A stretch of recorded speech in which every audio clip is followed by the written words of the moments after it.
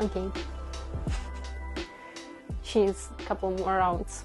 Yeah, finally. Okay, perfect. Hi guys, my name is Jenya. Here's Nila. Nila, say hi. Say hi, Nila.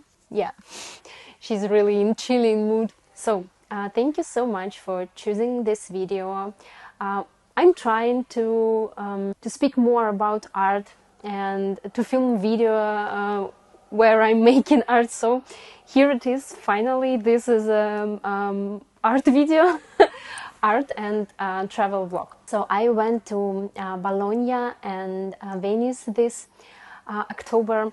I've been to workshop with Victoria Semykina. She's an illustrator, book illustrator, and she also teach regularly the city urban sketching character workshop.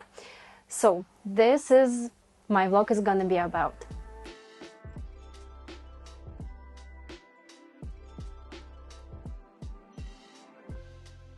Well, I also have a permission from Victoria to show her own sketchbook. She showed us during the workshop, and if you want to watch this part of the video, please jump right to this part. Okay, I'll put the timeline somewhere here. If you're watching this video not for Victoria's sketchbook tour, but also for my travel experience, so grab yourself a cup of coffee and sit back, relax. Welcome to the video. It's gonna be a bit longer than usual, about 20 minutes. Thank you so much for watching it. My journey started on a train through the Alps. Look at this marvelous green. I got an idea why their paint is called Alpine green. I'm speechless, really. That was an amazing decision to take a train to Venice. Yeah, I decided to start the trip in Venice, even though the workshop was planned in Bologna. I really love Venice and wanted to travel there during the pandemic, so there would be fewer tourists like me. Okay, there was still a lot of people there, but significantly less than in 2017 when I was there for the first time. The first night in Venice was awful, so I didn't shoot anything. They put me in the different hotel that I had booked on the same street, but much worse in terms of furnishings, and I could not resolve the issue with the hotel staff. The guy had very poor English, and he constantly switched to Italian when I was saying that I didn't like the situation. After coming back home, I contacted Booking and I got a partial refund, so I would say I'm satisfied. But the first night still was awful. There was a windstorm and the hotel windows were shaking, and I was crying on the bed and really wanted to go home. But the second day, the weather got better. I calmed down and I really enjoyed Venice and Murano Island. Yeah, I visited the cemetery in Murano. Unfortunately, it was not allowed to film there, but the atmosphere was as calming as possible and there were no people there at all. Yeah, Jenya, great idea. Wanting to be alone and still going to the most touristy place in Italy. When I was returning from Murano, I took the longest route and took a boat that goes around the whole island before coming to San Marco station. And even though I knew very well and clearly where I was supposed to get off, I got lost in thoughts and didn't jump out of the boat in time, and it took me to another island. But I was able to get a shot of me in front of the San Marco and from the water. So that was, in general, it was great.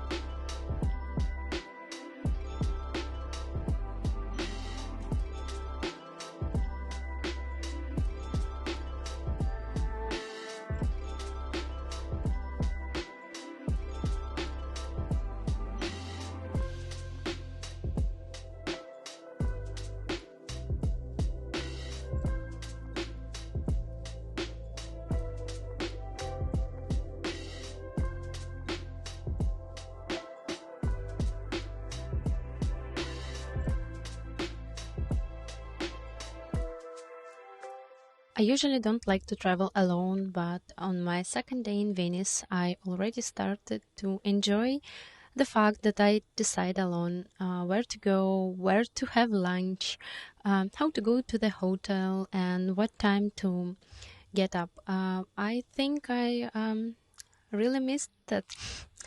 um, yeah, I don't know what to say, what else to say. I really enjoyed Venice, despite the fact that it started not so great. But yeah, that was definitely what I needed in that moment.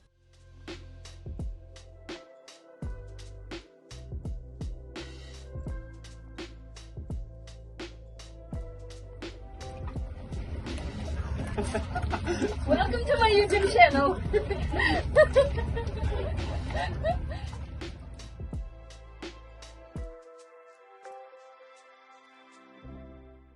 After 2 days I spent in Venice, I took a train to Bologna.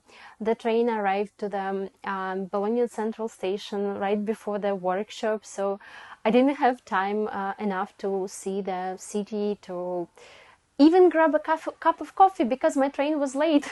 It was not the first time a train was late in this trip, not the last time train was late in this trip, this crazy European trains. Oh gosh, so I needed to run immediately to Victoria's workshop. I came to Bologna for the first time, and I was really surprised what a beautiful and dynamic city it is. I really like the streets in the city center. There are galleries of arches above the sidewalk area on each side. These structures help to make the city center unified in style and also protect from the intense sun and heat in the summer. We started the first day with warm-up sketches, and then we went to the central market. It's a real paradise for like foodies like me. And look at this: cucumbers, peppers, sweet potatoes, chilies, artichokes.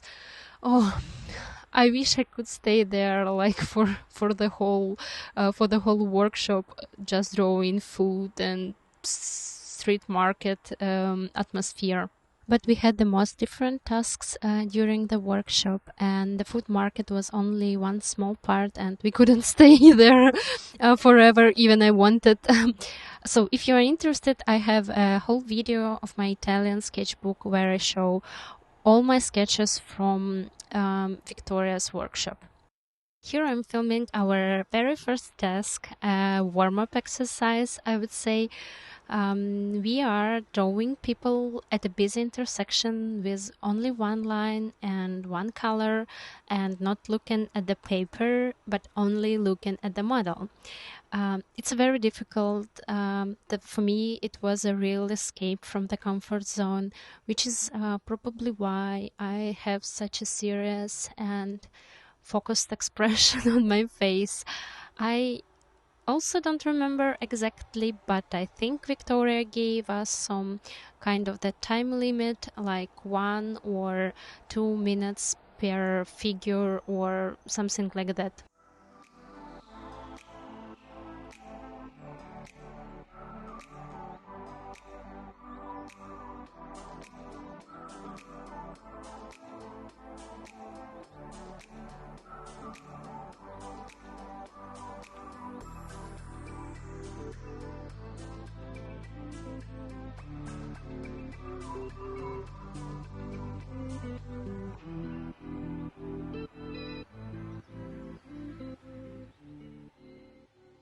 Doing so many exercises was very important to me because in my work I very often expect a kind of perfect result from myself, like to sit down and draw illustration perfectly from the first attempt. And I honestly rarely give myself time to warm up and just doodle and free my mind and get to work without extra expectation.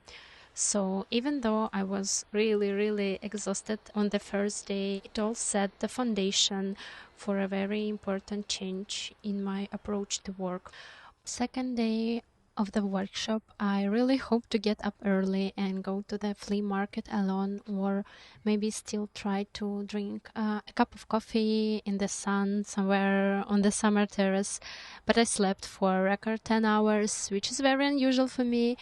And so I only had time to run to the workshop on time, and we had already begun. Luckily, on the second day, we didn't have a lot of moving around, and we mostly worked at the antique market, flea market, and I got to explore the heart of the city pretty well, and also I got a lot of visual pleasure. I was tired again, but it was fine.